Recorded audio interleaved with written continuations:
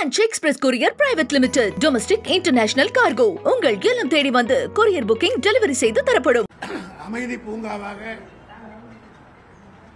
இன்றைக்கு பல வடநாட்டை சார்ந்தவர்கள் அவர் உத்தரப்பிரதேசாக இருந்தாலும் சரி, பீகாராக இருந்தாலும், ஒரிசாவாக இருந்தாலும் பல பேர் தமிழ்நாட்டிலே இன்றைக்கு நிம்மதியாக வாழ்ந்து கொண்டிருக்கிறார்கள் என்பதை நீங்கள் அனைவரும் மிக நன்றாக அறிவீர்கள். ஆனால் பொய் பிரச்சாரத்தின் மூலமாக வாக்குகளை பெற்றுவிடலாம் என்ற குறுகிய மனப்பான்மையில் ஒரு பிரதமர் ஒருமைப்பாட்டை பாதுகாக்க வேண்டியவர். பிளவுகள் இருந்தாலும் பிளவுகளை சரி செய்ய வேண்டிய இடத்தில்தான் பிரதமர்கள் இருக்க வேண்டும். தமிழ்நாட்டிலே ஒரு சாதாரண நகராட்சி உறுப்பினருக்கு கூட இப்படிப்பட்ட எண்ணம் வராது. ஜாதியின் பெயராலோ, மொழியின் பெயராலோ, மதத்தின் பெயராலோ, மாநிலத்தின் மீது வாரியாக பிரச்சனைகளை பேசுகின்ற குறுகிய மனப்பான்மை தமிழ்நாட்டிலே இருக்கக்கூடிய எந்த கட்சியை சார்ந்தவர்களாக இருந்த கவுன்சிலர் கூட வராத, ஏற்படாத ஒரு எண்ணம் இன்றைக்கு பாரத பிரதமருக்கு ஏற்பட்டு அவர் அந்த பிரச்சாரத்தை செய்திருக்கிறார். இது முதலல்ல. ஒவ்வொரு சட்டமன்ற தேர்தலிலும் ஆங்காங்கே போய் இப்படி புலுகு மூட்டைகளை அவிழ்த்து விடுவது பாரதிய ஜனதாவுக்கு கைவந்த கலை. அதில் குறிப்பாக மோடி அவர்களுக்கும் அமித்ஷாவுக்கும் அவர்கள் இருவரும் ஒருவரை ஒருவர் மிஞ்சுகிற வகையில் பொய் சொல்லுவதில் வல்லவர்கள். இதேபோல்தான் ஒடிசாவிலே சட்டமன்ற தேர்தல் நடந்தபோது என்ன சொன்னார்? பூரி ஜெகந்நாத்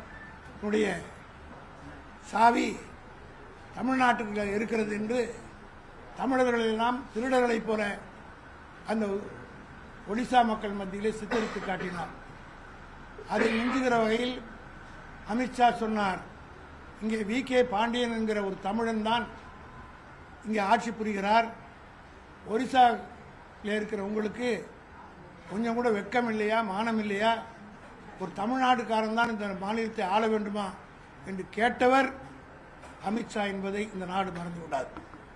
ஆக ஒரிசா தேர்தலுக்கு எப்படி அங்கே ஒரு தமிழரை இழிவுபடுத்தி பேசினார்களோ, அதேபோல பீகாரிலே தமிழ்நாட்டையும் தமிழர்களையும், குறிப்பாக திராவிட முன்னேற்ற கழகத்தையும் தளபதி மு.க. ஸ்டாலின் மையப்படுத்தி மோடி அவர்கள் பேசியிருக்கிறார். நான் உங்கள் சார்பாக மோடிக்கு நான் சவால் விட்டு கேட்கிறேன். இந்த தமிழ்நாட்டில் எங்கேயாவது பீகார் மாநிலத்தை சார்ந்தவர்கள் தாக்கப்பட்டதற்குரிய ஆதாரம் இருந்தால் அவர் வழக்கு போடட்டும் அல்லது எந்த விதமான நடவடிக்கை எடுக்கட்டும். இதேபோல்தான் 2023ஆம் ஆண்டு ஒரு புரளையை தமிழ்நாட்டில் கிளப்பினார்கள். அதாவது பீகார் மாநிலத்து மக்கள் திமுக ஆட்சிக்கு வந்த பார்லிமெண்ட் எலெக்ஷன் முன்னாடி இப்படி ஒரு பொய் பிரச்சாரத்தை செய்து பொய்யான யூடியூப்ல எல்லாம் செய்து வெளியிட்டார்கள். அது சம்பந்தமாக பீகாரை சார்ந்த 2 பேர் கைது செய்யப்பட்டு அவர் மீது வழக்கே போடப்பட்டு, அவருடைய பெயர் மணிஷ்குமார், மணிஷ் கவாய், ருபேஷ் குமார். இவங்க 2 பேர் பீகாரை சார்ந்தவர்களே இந்த யூடியூப்ல போட்டாங்க. அதை காவல்துறை நடவடிக்கை எடுத்தது. இப்படி ஒரு செய்தி வந்தவுடனே இன்றைக்கு முதலமைச்சராக இருக்கிற நிதிஷ்குமார் அன்றைக்கு ஒரு ஸ்பெஷல் டீமை தமிழ்நாட்டுக்கு அனுப்பினார். பீகாரிகள் தாக்கப்படுவது உண்மையான்று நாங்கள் பதில் கொடுத்ததை ஏற்றுக்கொள்ளாமல் அவரே நேரடியாக வந்து கண்டறிந்து உண்மை அறிவதற்கு அவர் மாநிலத்தை சார்ந்தவர்களே, அவருடைய ஆட்சியில் இருக்கிற அதிகாரிகளே வந்து இங்கு ஆய்வு செய்தார்கள். ஆய்வு செய்து அவர் தந்த அறிக்கை என்ன என்பதை மோடி படித்து பார்க்க வேண்டும். தமிழ்நாட்டில் பீகாரிகள் நிம்மதியாகவும் சிறப்பாகவும் எந்த விதமான பாதிப்பு இல்லாமல் வாழுகிறார்கள் என்று அந்த அறிக்கையே கூறியிருக்கிறது. ஆனால் இதை கூட ஒரு பிரதமராக இருக்கிறவர் புரிந்து கொள்ளாமல் வந்து பொய் சொல்கிறார் என்றால், இவர் இந்த நாட்டினுடைய பிரதமராக இருக்கிறார், இந்த நாட்டில் நாம் ஒரு குடிமகனாக இருக்கிறோம் என்று ஒவ்வொருவரும் தலைகுனியக்கூடிய என்னென்ன பேசினார்கள். தமிழ்நாட்டை கொஞ்சமா நெஞ்சமா அவமானப்படுத்தினார். தர்மேந்திர இந்த கல்வித்துறை அமைச்சராக இருக்கக்கூடியவர் தமிழ்நாட்டுக்காரர்களுக்கெல்லாம் நாகரிகமே கிடையாதுன்னு சொன்னார். அமெரிக்காவிலே கருப்பர்கள் தாக்கப்படுவதைப் போல இங்கேயும் தாக்கப்படுகிறார்கள் என்று சொன்னபோது அதற்கு பிஜேபி எம்பி என்ன சொன்னார்? பகிரங்கமாக சொன்னார், நாங்கள் அப்படி கிடையாது, தென்னாட்டு சார்ந்தவர்களும் கருப்பாக இருக்கிறாங்க, அவங்கள நாங்கள் அவளோடு வாழவில்லை என்று தமிழ்நாட்டுக்காரர்களை தென்னாட்டுக்காரர்களை எல்லாம் கருப்பர்களுக்கு நிகராக அமெரிக்காவிற்கு கருப்புக்கு நிகராக பேசியவர்கள் பிஜேபிக்காரர்களா இல்லையா? அதே போல பெங்களூரில் ஒரு ஹோட்டல் தாக்கப்பட்டது, ராமேஸ்வரம் கெஃபே என்ற ஒரு ஹோட்டல் தாக்கப்பட்டது. அந்த ஹோட்டல் தாக்கப்பட்டதுக்கு என்ன சொன்னார் பிஜேபி பெண் மந்திரி ஒருத்தர்? தமிழ்நாட்டுக்காரன் தான் செஞ்சிருக்க வேண்டும் என்று சொல்கிறார். ஆக தமிழன் என்றால் இவ்வளவு கேவலமா? 40 திராவிட முன்னேற்ற கழக கூட்டணி வெற்றி பெற்றதற்காக கொடுக்க வேண்டிய நிதியும் கொடுக்கவில்லை, கல்வித்துறைக்கு கிடைக்க வேண்டிய பணத்தும் கொடுக்கவில்லை. இங்கே எங்களுக்கு கொடுப்பதற்கு பதிலாக நாங்கள் ₹1 29 காசு தான் நமக்கு திருப்பி தர்றாங்க. ஆனால் பீகாருக்கு ₹1 7 கொடுத்தாங்க. ஆனால் அந்த மாநிலத்தை பிஜேபி 20 ஆண்டு காலத்தில் 15 ஆண்டு காலம் அவருடைய கூட்டணி ஆண்டிருக்கிறது. பலஸ்டடி முடிந்ததா? இதையெல்லாம் மக்கள் கேட்கப் போகிறார்கள் என்பதற்காக இப்படி திசை திருப்புகிறார் மோடி அவர்கள். இந்த பீகாருக்கு எங்களை விட அதிகமான பணத்தை கொடுத்தீர்கள், நீங்கள் பணம் கொடுக்காமலேயே பொருளாதார வளர்ச்சி தனது மு.க. ஸ்டாலினுடைய தலைமையில் அமைக்கப்பட்ட ஆட்சி 11.19% பொருளாதாரத்தில் வளர்ச்சி பெற்றிருக்கிறோம். இதையெல்லாம் தாங்கிக் கொள்ள முடியாமல் திராவிட முன்னேற்ற கழகத்தின் மீது வழி சொல்ல வேண்டும் என்று எண்ணுகிற மோடிக்கு நான் சொல்லுகிறேன், சென்ற ஆண்டு 10ஆம் வகுப்பு தேர்வு நடந்தது. அந்த 10ஆம் வகுப்பு தேர்வில் பீகாரை சார்ந்த ஒரு பெண்மணி பக்கத்தில் சென்னைக்கு அருகாமல் இருக்கிற கவுல் பசார் கவர்மெண்ட் ஸ்கூல்ல படித்து 10ஆம் வகுப்புல பாஸ் பண்ணி தமிழில் 100க்கு 93 மார்க் வாங்கியிருக்கு. ஆக பீகார் மாநிலத்தில் இருக்கிறவர்களானாலும் சரி, உத்தரப்பிரதேசத்தில் இருக்கிறவர்களாம் தமிழ்நாட்டில் படித்து அந்த பசங்கள்லாம் மார்க் வாங்கி அந்த பெண் பேட்டி கொடுத்தார், நான் தமிழ்நாட்டில் படித்து இந்த அளவுக்கு வந்திருக்கிறேன், இங்கேயே படித்து நான் டாக்டர் ஆக வேண்டும் என்று அந்த ஜியா குமாரி என்கிற பெண்மணி கவுல் பசார் பள்ளியில் கொடுத்தது. இங்கே இருக்க ஊடகத்தில் இந்த விஜய் டிவியில் டிபேட் எடுத்துக்கிறார். அவர் நடத்துகிற ஒரு டிபேட்டை நீங்கள் எல்லாம் கூட பார்த்துருப்பீர்கள். அதில் ஒரு டிபேட் ஷோவில் இந்த வடநாட்டு தொழிலாளர்கள் பெண்கள் ஒரு டிபேட் நான் ஒரு நாள் பார்க்குற வாய்ப்பு அதுக்கு கிடைத்தது.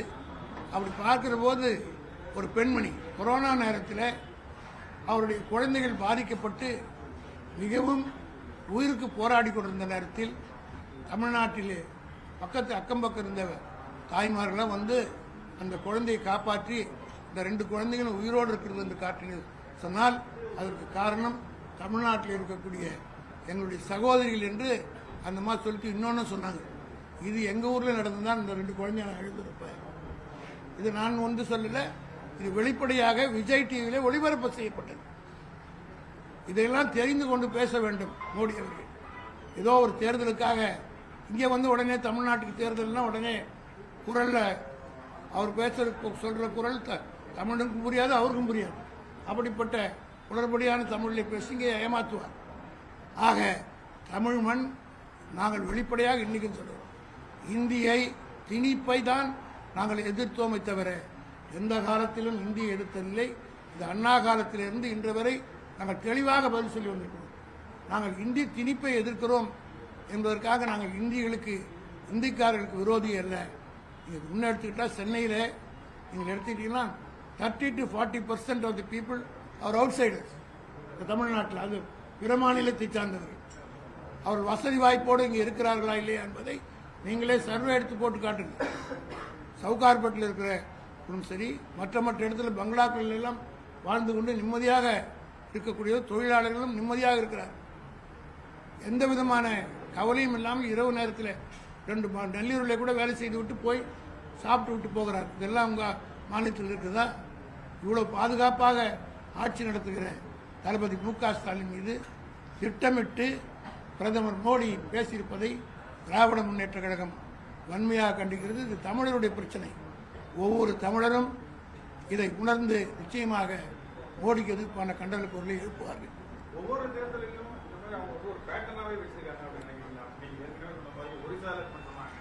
அதாவது ஒரு இதுதான் உங்களுக்கு சொன்னேன். I cited examples. During assembly Orissa தேர்தல் அப்போ வி.கே. பாண்டியனை பற்றி பேசினாங்க. இப்போ பீகாரில் போய் அங்கே நாங்கள் தொழிலாளி பேசுகிறோம்னு சொல்கிறாங்க. ஆக பிரிட்டிஷ்காரர்கள் தான் இவர் பிரித்தாள்கிறான்னு சொன்னாங்க.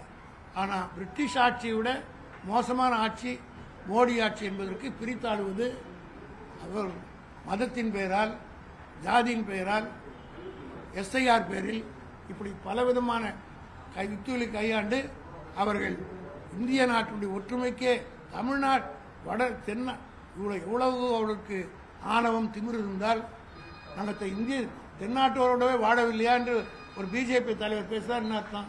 தென்னாட்டில் இருக்கிறவங்களாம் அவ்வளோ கேவலமா? கருப்பருக்கு நிகராக நம்மளோட தலைவர் ஒப்பிட்டு பேசினார்களா இல்லையா?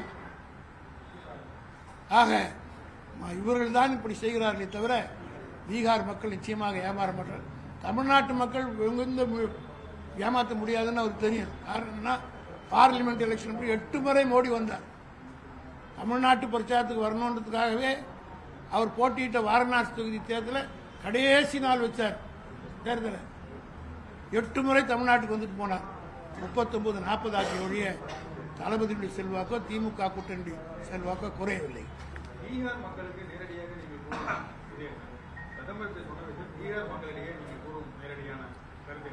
பீகார் மக்கள் எங்களுடைய சகோதரர்கள் மட்டுமல்ல, அவர்களை காப்பாற்றுகிற மண் தமிழ் மண். நீங்க ஒழுங்காக எல்லாரும் வேலை வாய்ப்பெல்லாம் கொடுத்துருந்தா பீகார்லேருந்து ஏங்க வர போறாங்க? நீங்க தானே ஆண்டீங்க. நிதிஷ்குமார் தான் ஆண்டிருக்கிறார் 15 முறை. உங்க கூட்டணியில் இருக்கிறவர் தான் ஆண்டார்.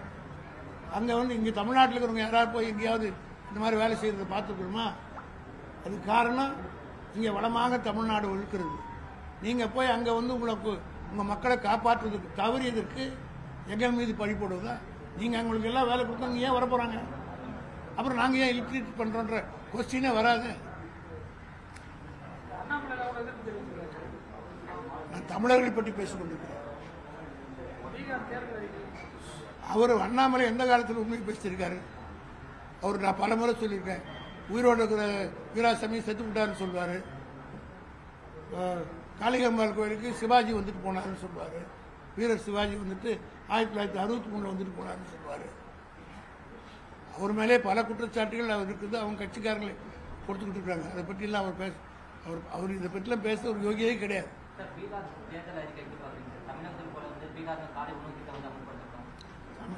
தமிழ் இனிமேல் இந்தியா பூரா மு.க. ஸ்டாலின் போட்ட திட்டங்கள் தான். கேரளாவில் கூட இப்பொழுது அந்த உரிமை தொகை, கலைஞர் உரிமை தொகை நாங்கள் கொடுப்பதை போல அங்கே அமல்படுத்த வேண்டும் என்று திட்டமிட்டு இந்தியாவுக்கே வழிகாட்டியாக இன்றைக்கு தளபதி மு.க. ஸ்டாலின் தான். வெளிப்படையாக சொன்னா இதுதான் மோடிக்கு இருக்கிற தனிப்பட்ட கோபமே. நம்மளால செய்ய முடியாதுன்னா ஒரு மாநிலத்தினுடைய முதலமைச்சர் செஞ்சு இந்தியா பூரா ஃபேமஸ் ஆகிட்டு வர்றாரு. அது மட்டும் இல்லை, பெரியாருடைய கருத்துக்கள்லாம் இப்போ நார்த் பூரா பரவிட்டார். இவருடைய ஆட்சி காலத்தில் டெல்லி யூனிவர்சிட்டியில் பெரியாருடைய விழா நடத்துகிறாங்க. இதெல்லாம் இவர் மு.க. ஸ்டாலின் வந்த பிறகு தான் நடக்குது. கலைஞர் காலத்தில் கூட நடக்கல, மற்றவங்க காலத்தில் கூட நடக்கல. இந்த பொறாமை வைத்தறிச்சலின் காரணமாகத்தான் மு.க. ஸ்டாலின் மீது ஃபோக்கஸ் பண்ணி இப்போ ஆபரேஷன் MKS என்ற அடிப்படையில் ஆரம்பிச்சிட்டாங்க. இது நடக்கும். இதெல்லாம் சந்திப்பதற்கு திமுக தயாராகும். Any more questions? French Express Courier Private Limited, Domestic International Cargo. உங்கள் இல்லம் தேடி வந்து கொரியர் புக்கிங் டெலிவரி செய்து தரப்படும். என்றும் உங்களுடன் மை இந்தியா. முக்கிய செய்திகளை உடனுக்குடன் தெரிந்து கொள்ள சப்ஸ்கிரைப் பண்ணுங்க, பெல் பட்டனை பிரஸ் பண்ணுங்க. என்றும் உங்களுடன் மை இந்தியா.